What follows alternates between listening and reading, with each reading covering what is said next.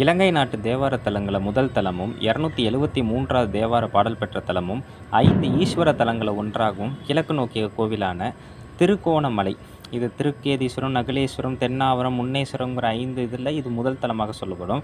இந்த கோவில் ஏறக்குறைய 3287 ஆண்டுகள் பழமையானது. திரிகூடம்னு இந்த ஊருக்கு பெயர். இறைவன் பேர் திரிகோணேஸ்வரர், இறைவி பேர் மாதுமையாள், தலமரம் ஆலமரம், வில்வமரம், தீர்த்தம் மகாசுனை. கன்னம், இறைவனுடைய கன்னம் அப்படிங்கிறதுனால திரிகோணமலைன்னு சொல்லப்பட்டதான்னு சொல்கிறாங்க. சம்பந்தர் 3ஆம் திருமுறை 123ஆம் பதிகம். சம்பந்தரும் சுந்தரரும் ராமேஸ்வரம் கோவிலில் இருந்தவாறே இந்த கோவிலை நோக்கி தன்னுடைய ஞான கண்ணால் பாடியதாக சொல்லப்படுது. அருணகிரிநாதர் திருப்புகழ் பாடிய தலமாகவும், விஜயன் இந்த ஊருக்கு இந்த இலங்கைக்கு வர்றதுக்கு முன்னாடியிலேருந்தே இந்த ஊர் இருக்கிறதாகவும் கோவில் இருக்கிறதாகவும் சொல்லப்படுது. திருக்குன்றாமலை, கோணமலை, திரிகோணமலை, திருக்கோணதாமலை இப்படின்னு பல பேர் இந்த ஊருக்கு உண்டு.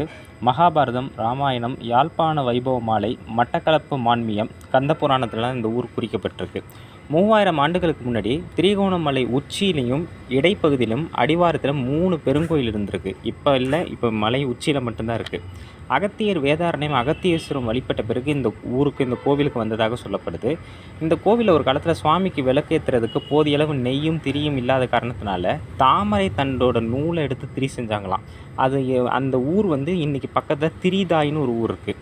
இலங்கையோட கிழக்கு பகுதியில் தான் இந்த ஊர் இருக்குது.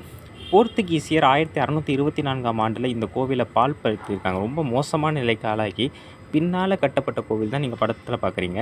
குலக்கோட்டன் அப்படிங்கிற ஒரு சிற்றரசர் இந்த கோவிலை புனரமைப்பு செய்து அது பின்னால் பாழ்படுத்தியிருக்காங்க. அதெல்லாம் நம்ம அடுத்தடுத்த பகுதிகளில் கல்வெட்டு ரீதியாக பார்ப்போம். இந்த ஊருக்கு அருகில் தம்பலகாமம் அப்படிங்கிற மருத வளம் நிறைந்த ஊரில் தான் ஆதிகோண நாயகருங்கிற கோவில் பின்னால் கட்டப்பட்டு வழிபட்டு அதை ஆதிகோண நாயகர்னு சொல்கிறாங்க. அதேமாரி பார்த்திங்கன்னா, 1ஆம் பராந்தகன் இங்கு வந்த காலத்தில் தம்பலகாமத்தில் தான் திருப்பணிகள் செய்தார். அவர் பாண்டிய மன்னன் தோற்று போனதுக்கப்புறம் இங்கு மலை பூசை ஆகாய வெளியில் வெட்ட வெளியில் இன்றைக்கி நடைபெறுது. 6 கால பூசை ஆகம விதிகளின்படி நடக்குது. 18 மகாசக்தி பீடங்களில் தேவியின் இடுப்பு பகுதியும், 51 சக்தி பீடங்களில் தேவியோட சிலம்புகள் விழுந்த பகுதியும் இங்கே தான் இருக்குதுன்னு சொல்கிறாங்க. இந்த ஊர் சக்தி பீடத்துலேயும் வருது.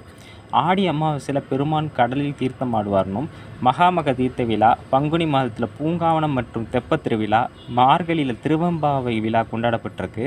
இந்த கோவில் மலை மேலே இருக்கிறதுனால இந்த கோவிலுக்கு எடுக்கல ஒரு இடுக்கு பகுதி இருக்கும். அதாவது கடல் மட்டத்துலேருந்து மலைக்கு போகிறதுல இடுக்கு, அது ராவணன் வெட்டுன்னு சொல்லுவாங்க. கிபி 113ஆம் ஆண்டில் 1ஆம் கஜபாகு இந்த கோவிலை சேதப்படுத்தி அவருக்கு பின்னால் கண் நோய் பிரச்சனை அதுக்கப்புறம் அவர் ஒரு குளத்தில் நீராடுறார். அதுதான் கந்தளை குளம். இப்படி பல விஷயங்கள் இருக்குது.